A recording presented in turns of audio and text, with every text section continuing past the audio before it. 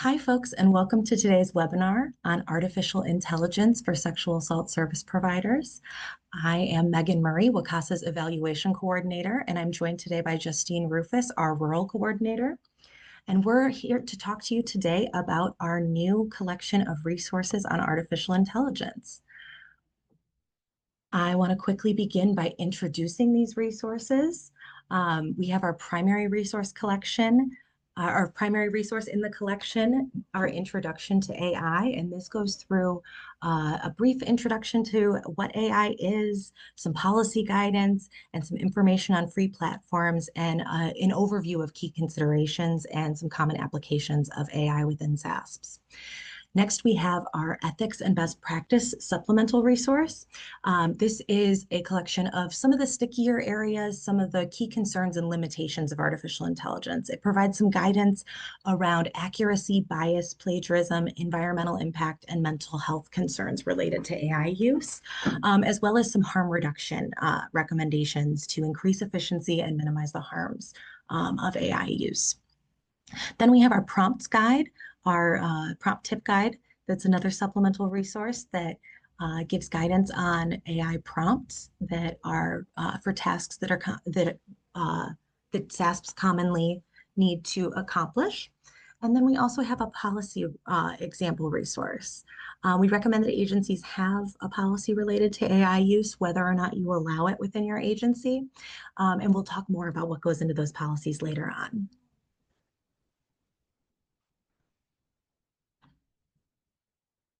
I want to start off by sharing three big foundational rules for using AI.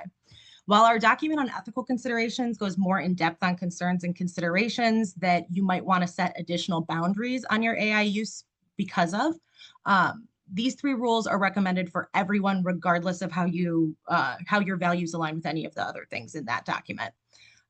We'll talk a little more about vetting for privacy, but it's a good rule with free technology in general, to assume that if you aren't paying, you are the product. People think of AI as their private journal, and it's really important to remember that that data is being stored and can be brought into court cases.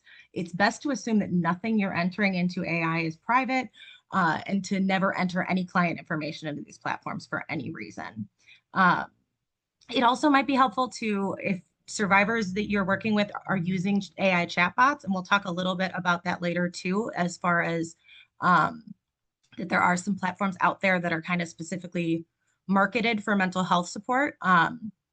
You want to make sure that folks understand that those are private, and there might be more context you want to give them around those too.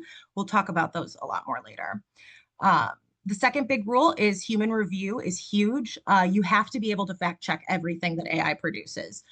You should have a plan for how you're going to fact check from the beginning. And you want to make sure that you're checking for accuracy, for bias, and for repetitive language and other things that just make the writing not necessarily something that kind of telltale signs that it's AI and makes it more difficult to read. The best products are a result of heavy human review. And it's AI collaborating with humans is the ideal. The third rule here is to be really realistic about what AI can and can't do. This is important for a few reasons, but when you understand the technology, it's easy to see why certain prompts are more successful than others. I often break down my projects according to which tasks AI can help me save time on and which tasks are going to be better performed by a human. And this video, it might give you a little more context on that. So most often when people outside of the computer programming world are talking about artificial intelligence, they're referring to large language models or another kind of generative AI. Our team has primarily used AI in the form of LLMs, large language models, and that's the focus of the resources that we put together. We may use terms like AI, generative AI, and LLMs interchangeably during this webinar when we're referring to LLMs. Please feel free to ask questions if the terminology gets confusing. But next, I'd like to show you a video about how LLMs work, because it's slightly different than many people think. And while the difference is subtle, it's significant.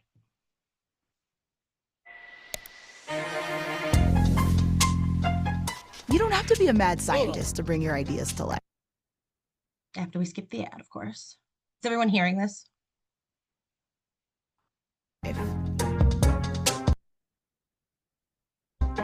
Try Lucidchart today. Apparently, I No can't lab on coat here. required. Oh, yeah, this is way better. I'm Bryson DeChambeau, captain of Crushers GC. Technology is changing the way people play sport, and I'm always looking for a way to... When you ask artificial intelligence, like ChatGPT, a question like, what is the best way to slice bread? It provides an answer that seems like a human expert. The AI appears to know about types of knives and that bread is heated when cooked. Does AI really know these things? How can it know about so many topics? Can we trust the answers? To answer those questions, let's look at the source of the information used by tools like ChatGPT, large language models. Imagine the task of scanning every word on the internet. That's every blog, website, research paper, book, newspaper, computer program, and more. That's the goal of massive computers that power tools like ChatGPT to capture everything it can on the web. This snapshot of over 1 trillion words creates the foundation for large language models. By analyzing the words in the model, ChatGPT can answer our questions and requests with human-like quality. What sounds like expertise is really a math problem for artificial intelligence. It works because powerful computers are trained to look for common patterns between words and phrases, like tomorrow morning, cup of coffee, and suppose that you. Large language models can also detect context. It can tell, based on words that appear together, if you mean bat or bat. Every word becomes a math problem that uses artificial intelligence to find what word should come next in a sentence. So, when we ask AI how to slice bread, it doesn't know about bread or knives like you and me. It only knows the words in the large language model. Because it was trained on 1 trillion words and their context, it can assemble the words that most often answer that question. Keep in mind that AI responses are based on what's published on the internet, and like the internet, they can be biased, misleading, and inaccurate. Evaluate and use them with skepticism and care. With experimentation and practice, you can use these tools to easily access the world's knowledge and find the answers you need quickly.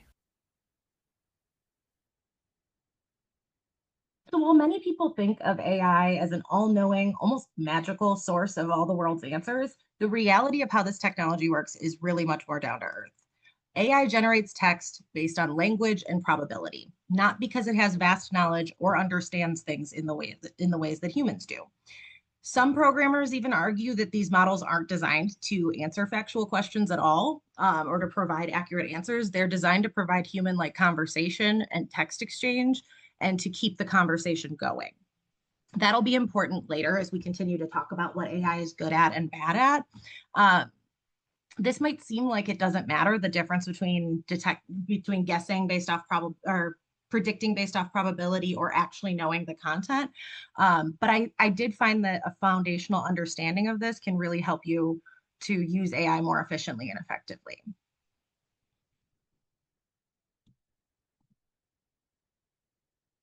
So some free platforms that exist that either our staff have used or have talked to or have had highly recommended from other folks that have used. ChatGPT is the one that I have the most experience with, and I also use Perplexity for research. I've heard CapCut is good for captioning and editing. Claude is another really great one, as is Gamma. Gamma does more of visual materials, and I'd love to hear what experiences other folks have had with different platforms. But these are all examples of free platforms that exist if you want to start messing around with AI. And they can all do so many different things. When making choices about which platforms to use and what information to give them access to, you should consider concerns related to privacy and transparency. These questions can help you vet a platform and inform your use. Not that we shouldn't strive for the best possible, but I do want to note that most AI platforms fall short on some of these things. As we mentioned, free platforms use your data often, and with AI, the free platforms use your data to train their platform. Everyone needs to make their own choices based on their levels of comfort. A lot of folks may not be comfortable with knowing that their data is being used for training. For me, it just means that I make different choices about what I might enter there. Um, so so for example, with some things, we might be aware that ChatGPT is using the data that we entered and accept that as a cost benefit standpoint for things like creating worksheets for a presentation. But let's say you're writing a book or a curriculum with groundbreaking new ideas. You might not want to enter that you might not want to upload the text from that book into AI for fear of your ideas being regurgitated to someone else. That's a legitimate concern. Others might not care about that, even if they were writing something to publish. The one absolute rule here is to never, even if the platform says it is totally secure, enter client data or personally identifying information into any AI platform.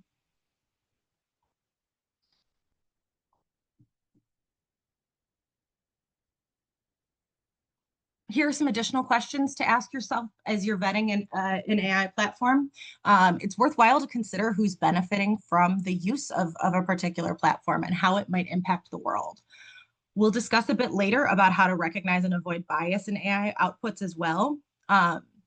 This is one of those areas, though, that again, as I mentioned, many platforms are going to fall short here. So that's something to just know as far as you're vetting different options.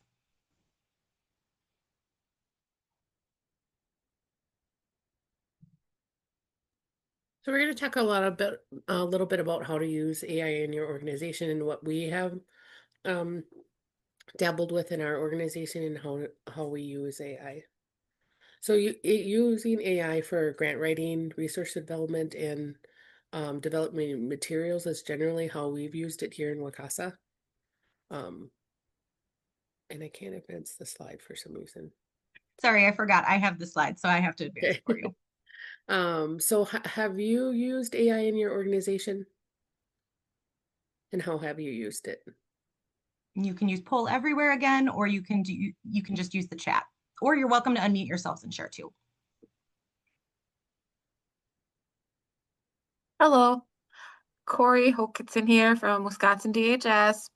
Longtime listener, big fan, first time caller. Just kidding. No. At the state, we are not supposed to use any of the platforms like ChatGPT, etc. But AI stuff's built into everything. It's built into Word. It's built into all the platforms, and we're just now coming out with some guidance around it, but nothing like specific. So we're in a really weird territory with the state government and AI. Thanks, Corey. That's such a good point how it's built into so many things too, including, I think in some cases, people don't even realize that they're using AI. Yeah, you can turn it on in Outlook even, and I don't think people realize that you can. And there's so many places that it just automatically can be turned on and you have to ask for it to be turned off. And I think that's another thing is in some platforms, it's just automatic. Yeah, and as someone that I'm pretty thoughtful about what I use AI for and what I don't, I don't love the like automatic opt-in, that Google just automatically opted me into that search feature when I personally don't find it all that helpful. So that's one that I'd rather not be using it on.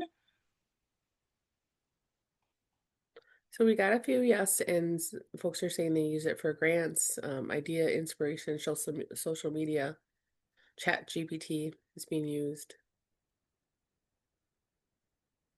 Elizabeth tells us that Google has used AI for over 20 years. That is such an important point too. The other thing is that people are really freaking out about AI right now, but a lot like spell check is also AI. We've been using AI for a very long time.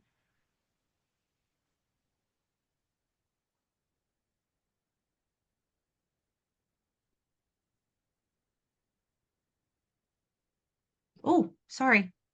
I didn't know that was going to happen. Rolled my mouse a little bit. It jumped ahead. That's okay.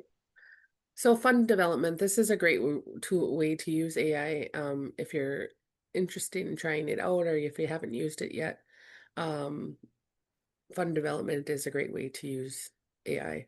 So using it in grant writing and reporting, I know that with caution, because like Corey said, some funders are asking specifically for you not to use it when you are writing proposing grants. So you have to be very careful in reading the NOFAs and what they determine.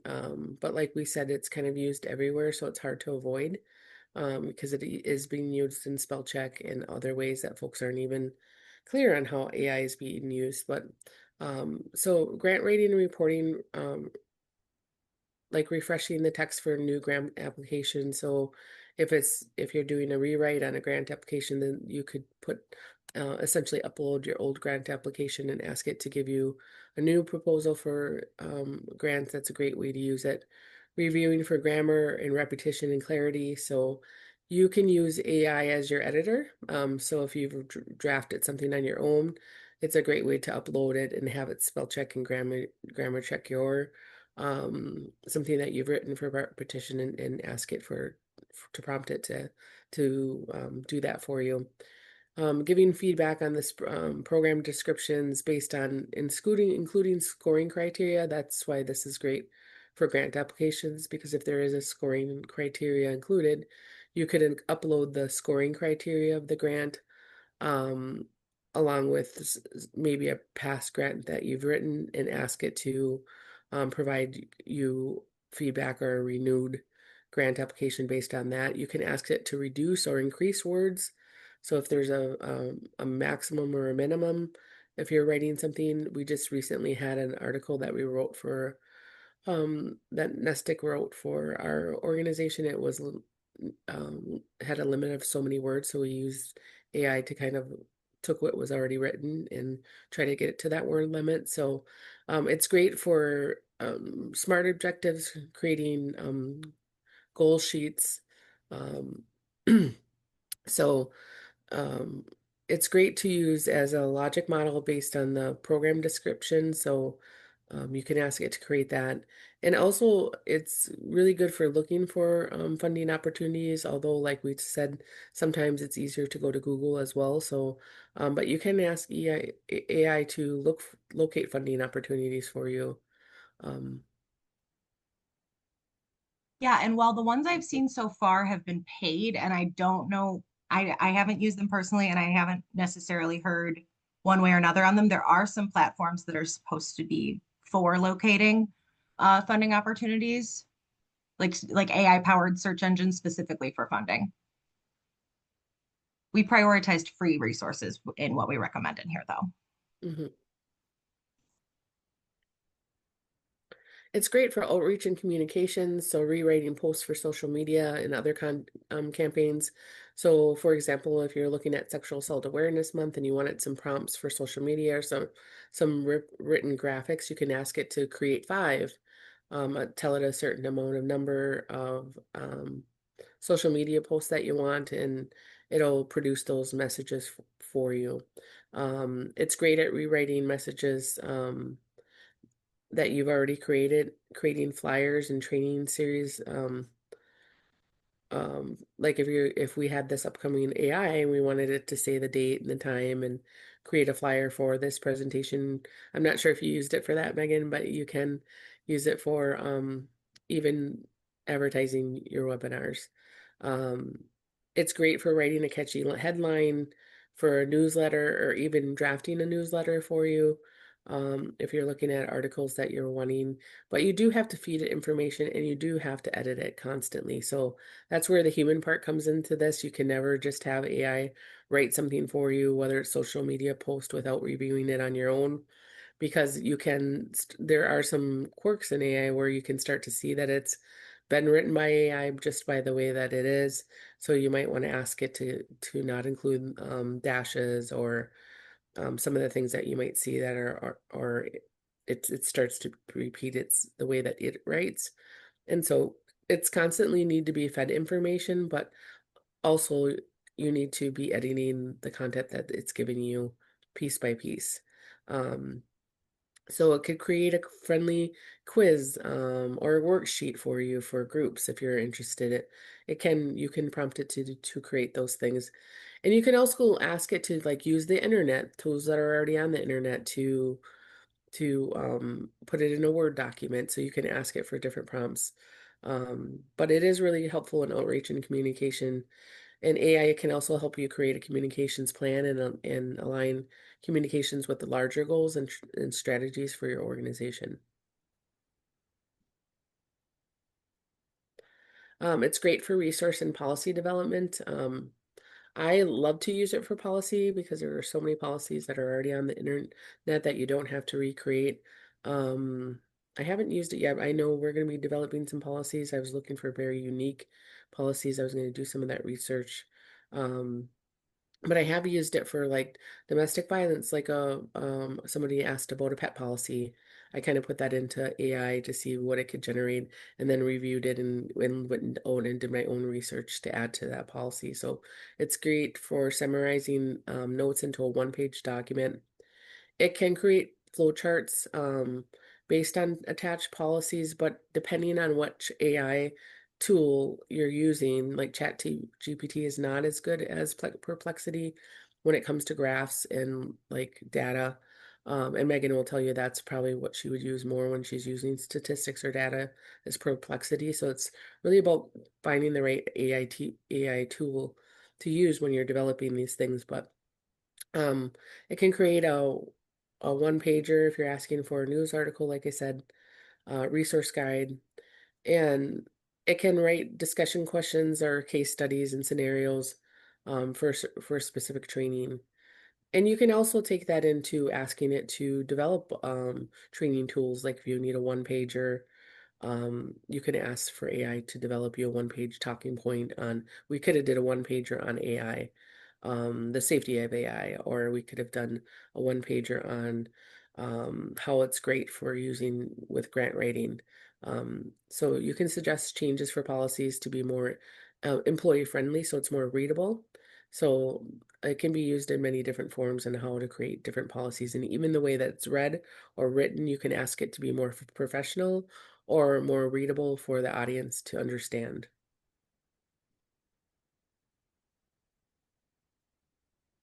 It can assist in meetings and note with note taking and highlighting connections between similar ideas.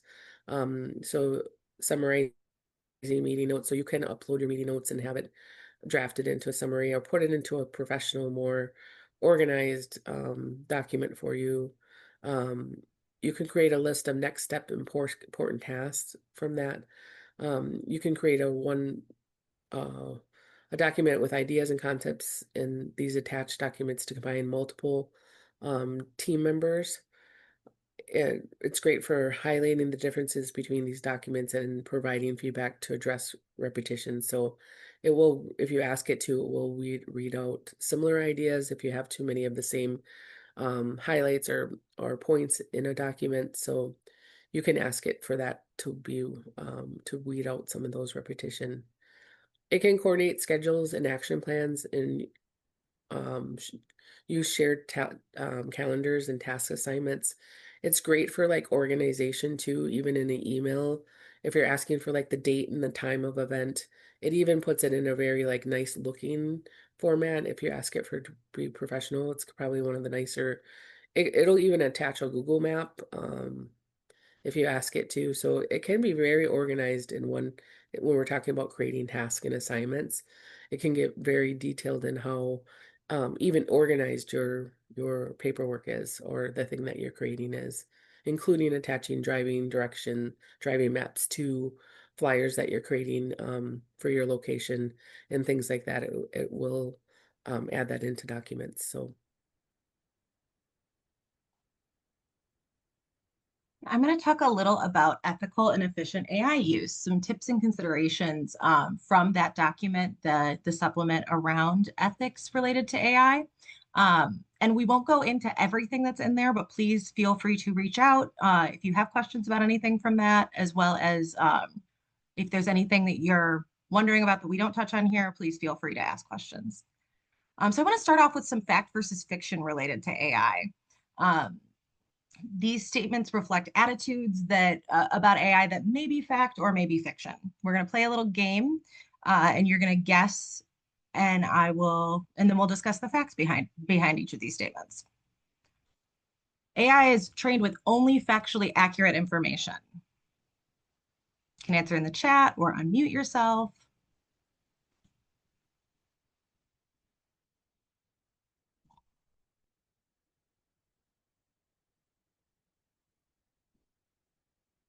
False. I'm glad that folks are getting that one.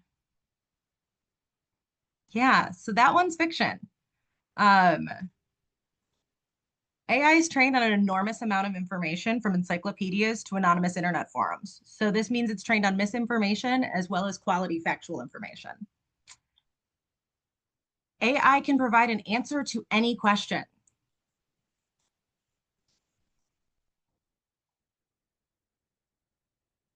I see thumbs down.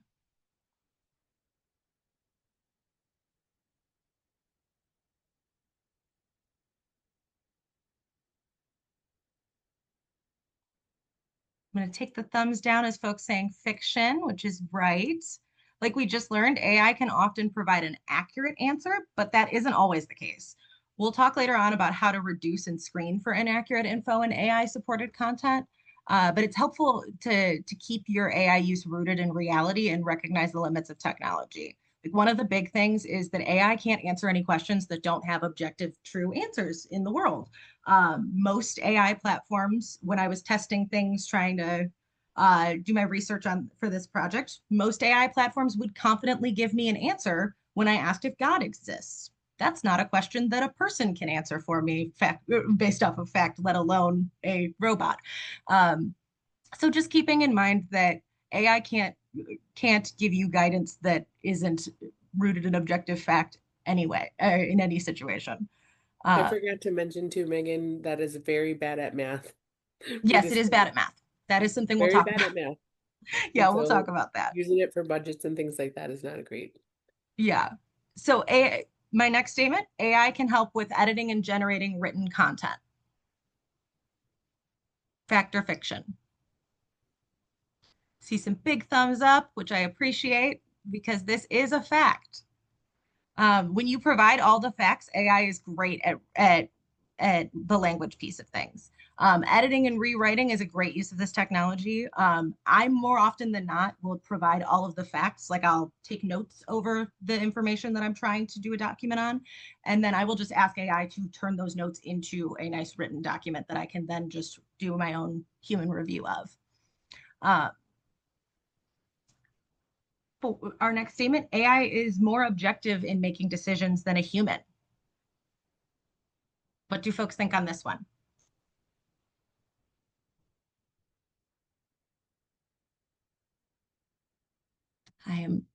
I love that I'm seeing thumbs down on this one. This is a really important one because this is a common misconception about computers in general. As you may already be aware, the training data used to train AI reflects stereotypes and biased beliefs. The data that they're trained on carries those same beliefs, and therefore so do their outputs. Then you have to add into that the user's attitudes and biases are impacting the outcomes too. So if anything, AI is even more biased than humans, but it is at least as biased as humans. The common misconception here is people assume that computers, because they don't have feelings or opinions, can't hold biases, and that's just simply not true. So with the data, including things like fiction writing, opinions, religious texts, it's really important to remember that AI is not giving you an objective third-party opinion. And in fact, there's one of the things that AI is trained to do is generally to be agreeable and keep the conversation going. So if anything, it's not likely to be able to tell you that you're wrong about something. AI can provide unbiased feedback on my work is the next one, which I maybe gave away a little bit of the answer to on accident there. Yeah, so for a few reasons, you just can't trust AI to be your second opinion on things.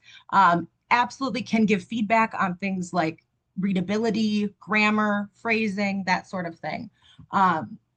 But I've seen funny examples of people online asking AI to like settle an argument between them and their partner that reflect that a lot of folks do think that AI can give them an objective opinion, and as though the way that they're describing the prompt isn't impacting things.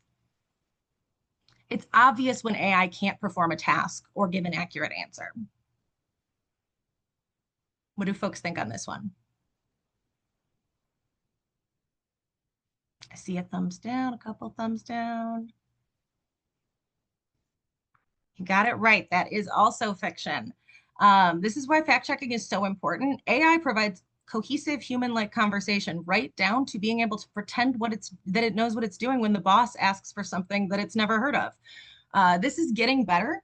Some of the platforms now will tell you when they can't answer a question, but um, there are still issues with this. For example, Perplexity, which is the platform that I do use for research a little bit. I'll explain. Research is one of those things that I don't really trust the AI to give me an accurate summary, but I do trust the AI to give me articles that are relevant that I should read. So I ask Perplexity for sources, and then I'll do the note taking myself, and then I'll go to ChatGPT and have it help me with the writing, or I might go back to Perplexity to have it help me with the writing so that it helps with the citations. Really depends on the document. But even Perplexity will cite things like Reddit or other anonymous social media platforms or other social media platforms as comments as sources for things when it doesn't have an academic source to cite. So really, it's important to chase down those sources, make sure that they're real, make sure that they are legitimate and the kind of source that you would cite otherwise. You don't want to accept anything from, going back to that one about that the AI is not more objective, doesn't make better decisions than you do. You don't want to turn in anything that doesn't meet your standards. So you don't want to use a source that wouldn't meet your standards just because the AI thinks it's good enough. AI supported writing is plagiarism, being the last one.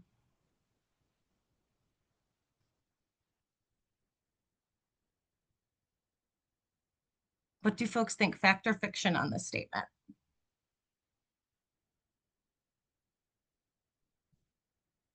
We got one no.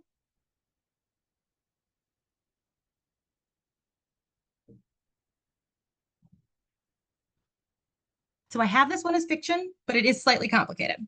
I know a lot of people have feelings on this one, but AI supported writing isn't inherently plagiarism. It can be used to plagiarize, and accidental plagiarism is easy to do if you aren't fact checking. So if you're in a situation that you're like in an academic environment and writing, and you need to be citing your sources, and you don't cite those sources, that is plagiarism. Even if the AI wrote the thing and didn't, so it's still your job to track down those sources, even if you're not the one that is citing the sources. And in fact, that's again comes back to why it's so important to do the fact checking. So this is part of why I do my own reading and reviewing of research, and then I give the AI my notes to help me with the language piece, because then I can keep track of where everything came from, and I know what facts I'm citing. These are some tips to consider. They come from the ethical considerations for AI use supplement. And there's some more information about each of them in there, as well as we're going to talk about them a little bit throughout this training. But it's really important to make sure that you're being critical of AI outputs, limit your use to appropriate tasks. And these really collectively are related to all of the concerns that I talked about. I was really expecting to have like a list of things for if you're trying to be more environmentally conscious, a list of things for if you were concerned about accuracy and bias. But at the end of the day, they kind of all converge to being the same tips. So it's important that you're critical of those AI outputs. You limit your use to appropriate tasks. You keep your prompts as clear and concise as you can, while also giving the AI all of the context that it needs to be able to accomplish the task accurately. You want to educate yourself on stereotypes and bias, because you can't possibly assess if there are stereotypes and bias in the AI supported writing without knowing about them. You want to increase your AI literacy. This is the number one tip as far as from educators, as far as like avoiding plagiarism and misuse of AI, is to just learn more about how AI works. So that's part of why I include that video explaining to you how AI actually works, because when you understand it, you're less likely to use it to misuse it because it doesn't make sense to use it in the ways that are less ethical. It's not as accurate, it's not as efficient. You want to respect all policies and ethics related to your use, and we'll talk about that too. Centering human experience is key, as well as being transparent and avoiding over-reliance. So when it comes to being critical of AI outputs, as we've already mentioned a few times, fact-checking absolutely everything. But fact-checking applies beyond things that you might think of as facts. AI has been known to create fake citations and to provide inaccurate answers to logic and complex math problems. That's what Justine was referencing about that AI is bad at math. Personally, I don't use it for anything related to data analysis because I've found that it prioritizes writing a nice summary over writing an accurate summary of all the information.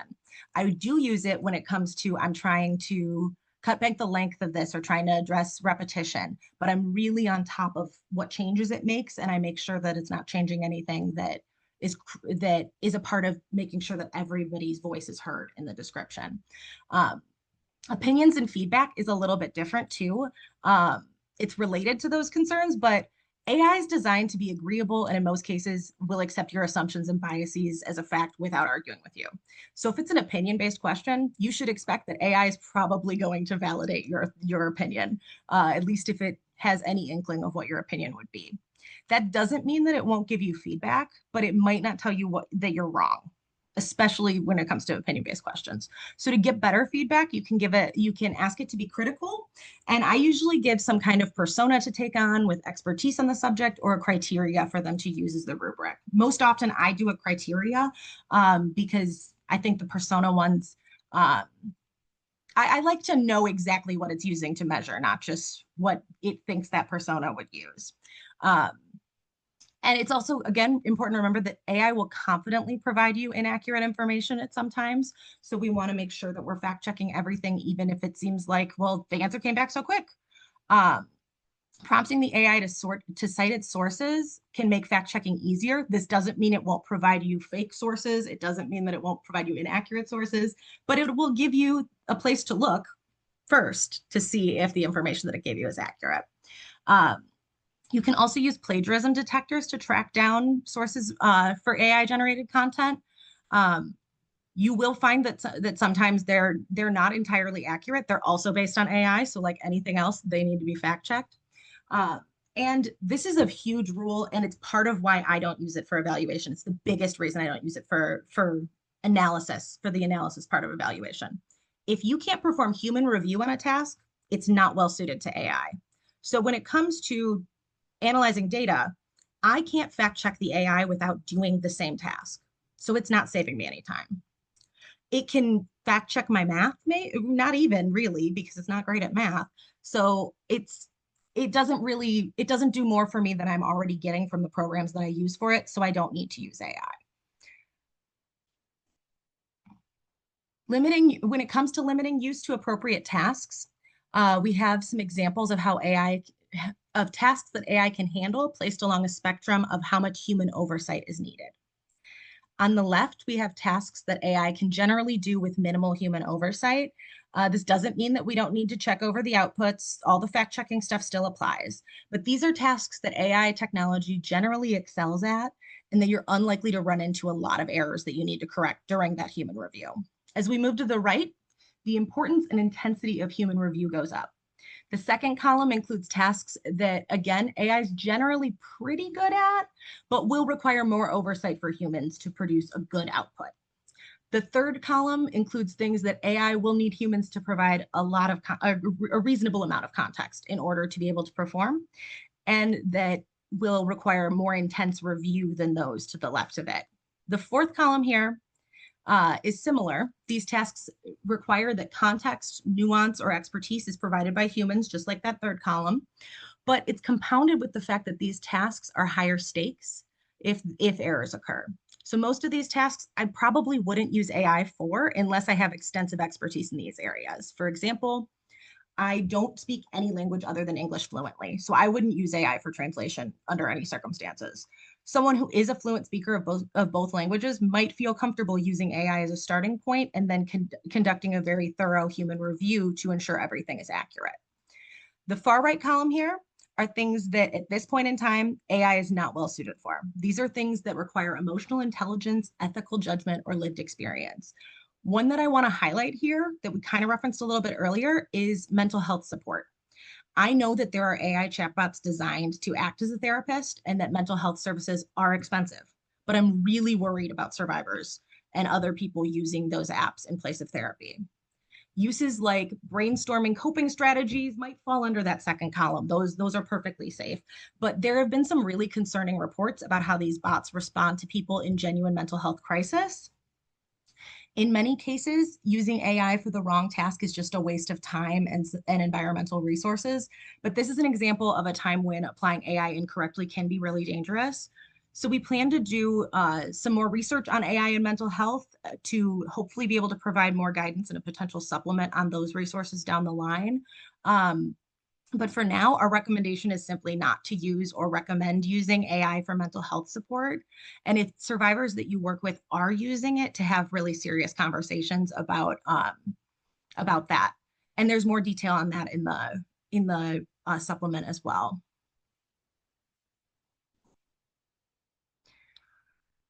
Ethical and transparent use is really important. So you always want to check if the funder has a policy related to AI use before using AI for a grant application or a report, and don't use AI in ways that violate that policy. Some policies might ban all AI use, while others may ban AI written content, but allow it to be used in pre-writing and editing. So don't be afraid to ask questions. Personally, I find the pre-writing and editing stuff to be some of the most helpful things. You also want to be transparent. If you're asked if you're using AI, be transparent about that. And it's also really important if you're using AI generated images that you are being transparent about those as well. And going back to that point about don't submit anything that's below the standard that you have for written content, for content that would have been written by a person. One of the biggest complaint is that I've heard from funders about AI supported writing has been that they're being inundated with really bad AI generated grants. So don't submit a bad grant. I realize that no one's trying to submit a bad grant, but review it the same way that you would content written by a person. Trust your own judgment over what the AI thinks is a better way to write a paragraph if the other one sounds better to you. Just continue to use your critical thinking skills and hold the AI supported writing to the same standard that you would anything else you'd submit. And we want to remember, it's really important to remember that AI cannot replace people. I firmly believe this. Begin and end with you is the process recommended in academia for using AI in writing. And this is that your initial ideas and first draft should come from you, even if that first draft is in bullet points or not the most cohesive piece of writing. And your last step should always be human review. Has anyone seen like the really bad AI writing online when you like see a short story that doesn't have an ending or that some parts don't connect to? That's really what we're talking about here, is that when you leave AI without all of the context that it needs, it ends up filling in gaps in ways that don't make a lot of sense. So this is about ethics, but it's about practicality too. You don't want to, when you don't provide the ideas, AI is left to fill in those gaps, and that can turn out like a really disjointed game of Mad Libs. AI should not be used to replace humans, but just to make our work easier and faster. It can't replace lived experience or provide a perspective. And in order to use AI ethically, again, you have to make sure that you're using human review always. It's really important to be educated about bias in order to recognize and address it. For me, a lot of this comes down to when you should consider not using AI when it comes to bias, or when you should be thoughtful about who is doing the prompting and review. For example, whether or not it is appropriate to use AI to develop culturally specific messaging depends on whether or not you have staff at your agency to write the prompts and review the outputs that has experience from within that community. Because without that culturally specific expertise, we're back to playing those really weird Mad Libs that AI is guessing what resonates with that community. And with the biases within AI, we just don't leave that up to chance. We want to respect that lived experience and not try to use AI to replace it.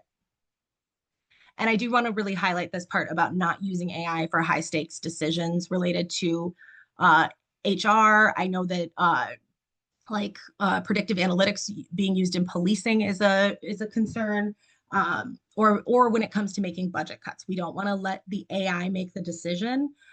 We've talked a lot today about how it's not intelligent in the way that humans are. So I personally don't trust it with anything high stakes. And we want to avoid over reliance. So a big part of that is being realistic about what AI does and does not do well, and not using it for tasks that aren't a good fit. We want to keep our AI use rooted in reality and treat AI like we would something that consumes anything else that consumes natural resources. These are some basic starter questions. And then that ethics guide has more questions you can ask yourself based off of which priority areas might be important to you. And so as a starting point, you want to ask yourself if the task is appropriate for AI.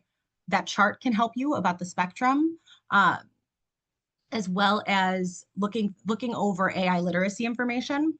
Am I protecting the privacy and dignity of the people we serve is a huge question to be asking yourself. That's why we make sure that we're vetting platforms. We have rules in place as far as our policies to make sure that folks are not entering data that they shouldn't be entering into AI platforms. Have I reviewed our content for accuracy, inclusivity, and bias? That human review piece, as we've talked about a lot, that's huge. And does this tool align with our mission and values? That's another important question to be asking yourself.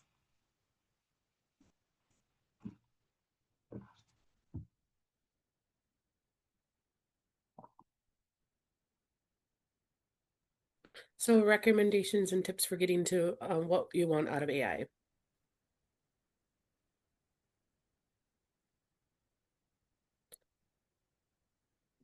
So AI acts as a helpful tutor, which breaks down complex subjects into easy explanations.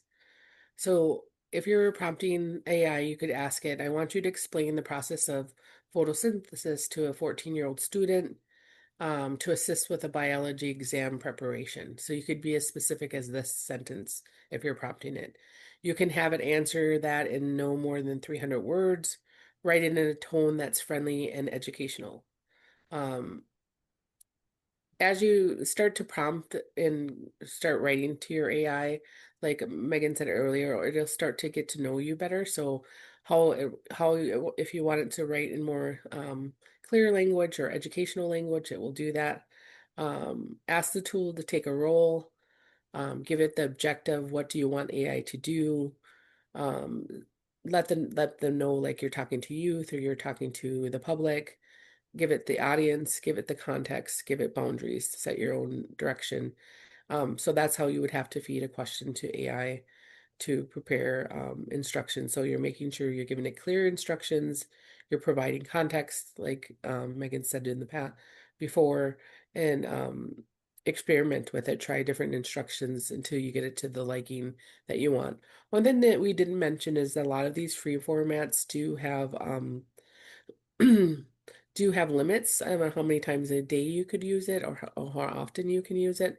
So it is really good it's helpful to give it like multiple instructions this way so it doesn't go over that daily limit. That's what I've noticed with AI.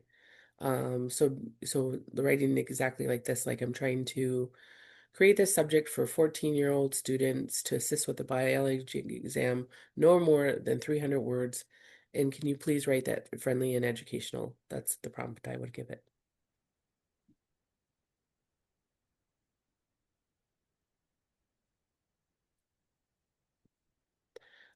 Giving it write a one-page summary, compare these two policies. We're giving some examples of how you can use AI, but create a flyer to promote an upcoming event. So you would feed it all the things that we told you, that the date, the information, time of the event, and ask it to create a flyer or create a schedule for you so you could create a schedule for your grants that are due, feeding it the information, and it could create a calendar for you as well.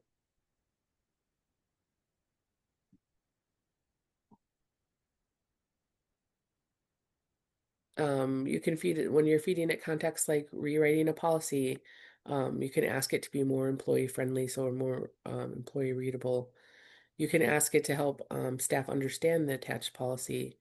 All messaging should support the attached mission and vision. So you can upload your agency mission and vision, ask for the policy to be employee friendly, ask for it to be understandable, use a rubrics to provide feedback on this draft application. So you could say, in example for grant writing, it could have a scoring criteria and it wants you to include how you serve the community. And you could give it all the prompts in the NOFA that said, this question wants you to address how you serve the community directly, or give it the rubrics that you're giving in any other document and ask it to provide a draft of that application using that rubrics. You can ask it to provide SA sexual assault and DV services within the policy. So using that language, you can ask it for specific goals or SMART goals. You can ask it to create a work plan. And you can use attached notes to support your argument um, in anything that you're trying to create. Yeah, so context is where we cut down the number of choices that the AI is making by filling in some of the gaps. And one way to do that too is to actually even uploading entire documents. You can upload very large documents like grants that you've written in the past, giving that context and asking it to repopulate a new policy based on an old policy. So you can feed in the entire old policy. It can take a lot of information in upfront in order to create the output that you want it to create. So I've attached as many as like 4 or 5 documents and asked it to create something smaller, like a one pager, based on the information I fed it. So you can feed it as little as, but you do need like it's really important to feed it context to get the output that you want for that specific task. Yeah, like I can ask it to help me write objectives, and if I don't give it a framework for that, who knows what it thinks makes a good objective, you know? Yeah.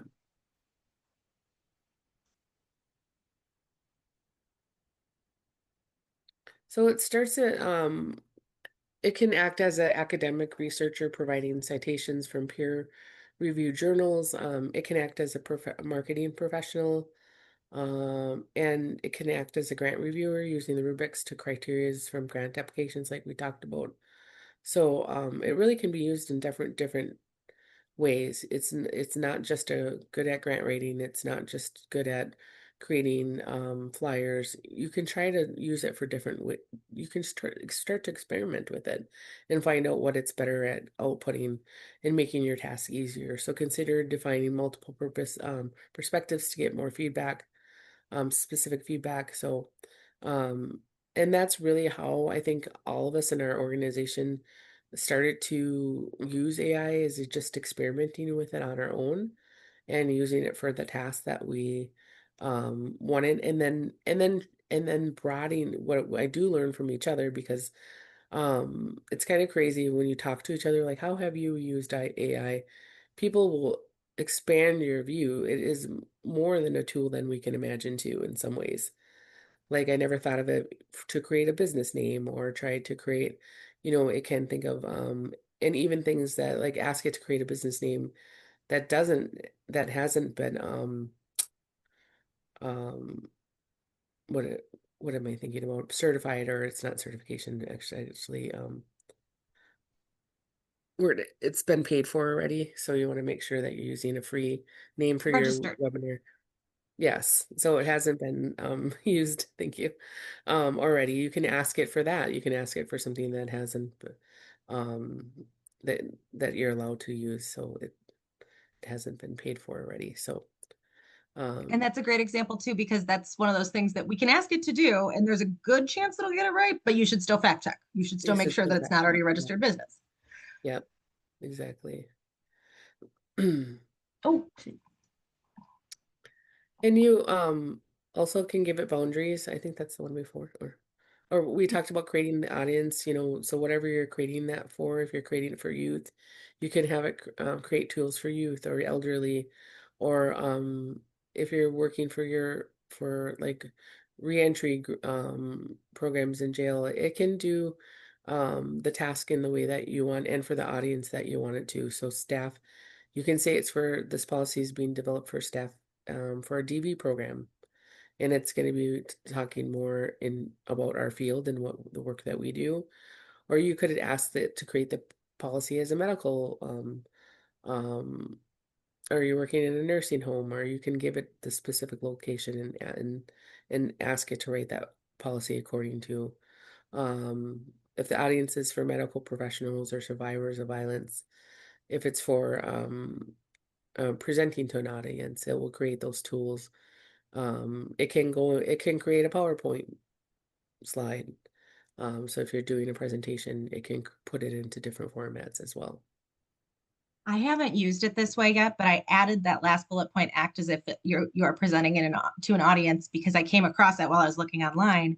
And apparently when you use this prompt, it will like anticipate difficult questions you might get and plan discussion, or like it will give you a lot more guidance.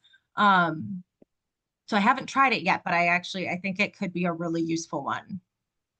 Yeah, we probably could have used it for this one because we were wondering if there's going to be questions that came up that we did not know the answers for. So that would have been a good prompt to give it. Yeah. It will create like you can ask it to limit the response to words, and that's very important. We know when it comes to grant writing, no more than 1,500 words. You can ask it to put it in certain fonts. You can ask it to perform um ask me any questions that will help me perform this task better before performing it. You can ask it to be in a warm or professional tone. You can ask it to be in a friendly tone. And you can keep prompting it. It may give you a document and you say, that's great. I love, that was a great first draft. Can you please write this in terminology that is more understandable? Say it's too professional or it's not professional enough. You can say, that's great. Can you make it more professional? Can you create bullet points? Can you make it more organized? Whatever it outputs, you can keep prompting it to do different actions to change that. So, and you can ask it to include a clear call to action, include factual support for arguments. And like we said, you do need to do those fact checks, or provides citations. And Isabel says the more that she's used boundaries and given it boundaries, the better output she's gotten out of AI. Yeah, the ask me questions one is not one that I've used before either, but I came across it while prepping for this training. I was like, oh, I'm going to start using that, because then you can catch those gaps that you might not be providing enough context before you start. I like that one too.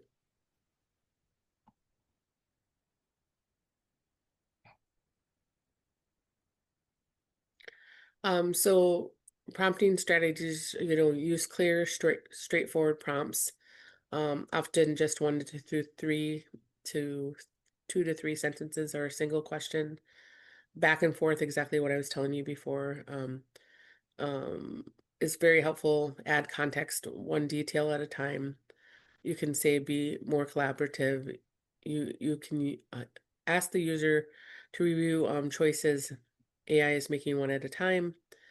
And then you can give it more long prompts. And long prompts I found are very helpful with the free tools, because if you can only have it do a couple tasks and you're trying to get something done, you might ask it to all of the things. You might say, put this in Arial type, the font. You can say, make this 300 words. Make it very clear using the tools that I've given you. Meet the grant criteria, the grant scoring. You could give it all the prompts in one. So providing all the contract and boundaries up front in one single sentence can deliver the product exactly more close, like even Isabella was saying that we could get closer to what the output is. Um, You can ask it for paragraphs, take skills and take time to write. Um, what do you mean by less collaborative? Because I know Megan put this up. Yeah, sorry. So there's sort of two approaches to prompting in AI. There's folks that you can look online at like the prompt of the day kind of things that people will put on blogs that are like Yeah. paragraphs long of every single detail. And then they pretty much don't have any back and forth with the AI. They just write one really long prompt and then get the product that they want, theoretically. Um, and then they do their human review afterwards. Whereas the short prompt approach, which is more what I do, is where you just give it the context that you know it needs up front, and then you go back and forth with the AI of maybe adding a different tone if you feel that it needs a different tone, but it might get the tone right the first time. So you don't necessarily have to ask that right off the bat if you want to do so. By more collaborative and less collaborative, the short prompt approach is more collaborative. I put that in quotes because I don't really like to talk about robots like they're people. But the uh, the reason that the short prompt is thought of as more collaborative is because there's more back and forth, whereas the long prompt is more you just give an instruction and then you take that and do what you want to with it.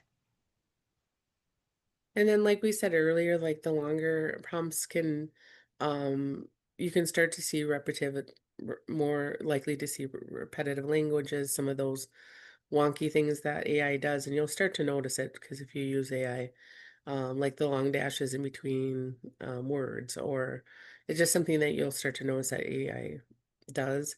And so you might start to see some of those in when you're using longer prompts. And so then you'll have to go back to it and start to do the short prompts, like please remove, you can ask it to remove some of the things or don't sound as much as like AI. You can even ask it not to sound like AI. And I've had to do that to it because it's just been so like you'll as you use this tool more, you'll start to see it has its own language too as well. And so yeah, so you can give it prompts even not to sound more like me in the way that I write. If you have enough samples in there, um you can add and it's supposed to get smarter as you use it, but I'm still in this new stages of using it, so I do prompt it to say even write like I would write, or write this document. And you give it writing samples and things like that so that it can Yes. do Yeah. that. And some folks might want to know how this might impact the environmental impact or might change the environmental impact. And that gets really complicated. But a somewhat simple way to look at it is that shorter prompts are generally will use less energy than longer prompts. However, more prompts also uses more energy than fewer prompts. So really it comes down to that you want to be as concise as you can, and that you want to be thoughtful about which steps make sense to ask AI to use and which don't. So things that require reasoning and decision making use more energy as well. Um, and AI uses additional energy while figuring out what you're looking for. So that's the other reason that we want to make sure that things are really concise and really direct and clear. And also remember there's Google. So if you would have asked Google, just continue to ask Google. Like it's not something AI can act much like Google. You can ask it a question like, tell me the weather today, and it will tell you the weather today. But you could ask that on Google as well. So I think Yeah, that's one of the ways too, is to really think about how you're using the tool. Um, is this absolutely. something that you can just Google? Yeah, remember that all of your other tools didn't go away just because this one exists and is cool and shiny.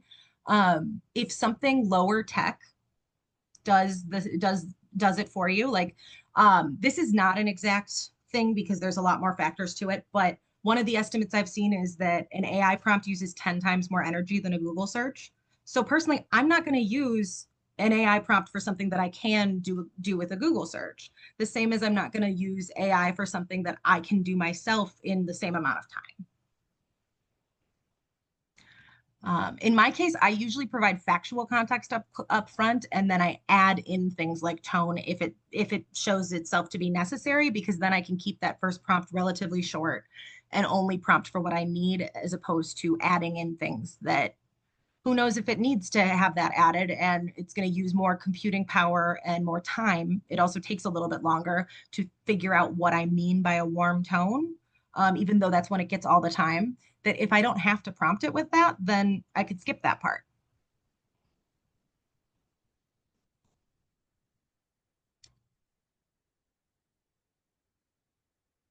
And I know that Megan had this before. So just once again, AI can handle with minimum overview from left to right. And I think she did a really good job of going through these. But like proofreading can handle with minimum human oversight. And so I think this is a great tool. So just remembering that this tool sheet is here within this PowerPoint. And are we sending this out to folks, Megan? Yeah, we'll send it out. Yeah, we'll send it out to folks. So if you're thinking of like ways of just starting with AI, what's good to use, grammar and proofreading is great to do it. Generating social media, it's really good to use the like start even dabbling with the tools that you need to use with minimally human oversight. Because those are easier things for AI to use and accomplish for you too. So I think this really is a great tool for not only talking about what it's well suited for, but using the tools or starting to use AI with the tools that don't need much oversight. Those are the things that AI are very good at. Yeah. Yeah, and it relates back to prompting too. The tasks over towards the left are simpler tasks. They're more straightforward. They rely on skills that are firmly in AI's wheelhouse. So those tasks won't need as much prompting as context as the ones further over to the right. As well as the tasks further over to the right, in most cases, are made up of tasks over on the left. So personally, I use the tasks towards the left a lot, and then use my own critical thinking skills to put them together to build other things. I don't use it as often. I would say it's rare that I do things further over to the right with it, Right. at least with expecting that the AI is going to do a lot of it on its own, because as this chart shows, it needs a lot more oversight. I personally, like, as much as I've talked to you all about fact checking today, I don't like the fact checking part as much as I'd prefer to give it all the facts up front, and then I can just go back and be like, okay, it didn't change any of the facts I gave it. Great, which there's no reason it would. It doesn't do that generally. It's when you leave gaps that it fills in the gaps inaccurately.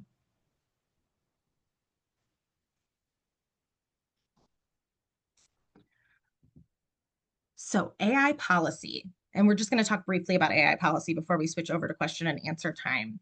Um, And Megan, we're gonna do a little session on how to use it, right? We're just a little share your yeah, screen, yeah, we'll do a demo too. little demo. So whether or not you personally use AI tools, it's more and more likely as time goes on that someone in your organization does. So ideally, you want to have a policy in place related to AI, and a proactive policy should set some clear expectations about how your staff can and cannot use AI, ensure that sensitive data and confidential data are protected, and help staff understand risks, limitations, and ethical concerns. Um, Again, the thing that I got from academia and from other folks trying to figure out what do we do about this explosion of access to free AI tools, the biggest guidance is educate people on how AI works and educate people on the limitations and ethical concerns around AI, as well as the benefits and the strengths of AI. You want to align the use of new technologies with your mission and work in that policy as well. And we have a link here at the bottom to the nonprofit policy builder that we used for developing our first policy. And this is a list of some AI policy considerations. So if you're thinking to yourself, what exactly is in an AI policy? These are the sort of questions that you are going to ask yourself through the course of developing that policy. So you're going to start with what uses of AI are allowed, encouraged, not allowed. You might want to name specific platforms, specific tasks or processes. Like some organizations say that it's okay to use AI for pre-writing and editing, but not for actual writing of grants. Some might say that you can't use it at all in the grant process, but it's okay to use for social media and marketing. It's really about finding the best fit for your organization, as well as processes and Processes for using AI might be a consideration as well. Like, do folks need to get approval for using a new platform? Do they need to get approval to use AI at all in a project? You also want to check what boundaries must be in place to protect survivors' privacy. That's a conversation to have. Any other legal requirements that you need to discuss? What are the expectations for disclosing AI use? As an organization, you might always want to be transparent about that. Or I know that there's also research that shows that folks have a negative reaction to AI generated writing. So maybe when it comes to outreach and social media, maybe you don't want to use AI, don't want to disclose it there. That's totally an organizational decision. The best practice is to disclose when you're using AI, but it is not necessarily a requirement in when it comes to things like outreach, that sort of thing. How do we mitigate bias in those AI outputs? You should have a conversation about that and a plan in place for how you'll do that, and that should be incorporated into your policy. And what expectations are there around human review and fact checking? This can be as simple as stating that has to happen. It might state how you want folks to fact check, what human review actually looks like, that sort of thing. Do you want more than one person to review it before it goes out? What is your stance on ethical AI use? How do you guide your ethical use? That's also an important conversation to have. And who should staff go to if they have questions? That should be outlined in the policy as well. Now we're going to transition to our Q&A and demonstrations, and I'm going to stop recording so that folks can feel totally comfortable sharing whatever you need to. Please note, Justine and I both have our contact information there, and you're welcome to reach out to us with any questions you may have. Thanks so much for joining us. For anyone that needs to hop off at this point, I'm going to stop the recording. Thanks.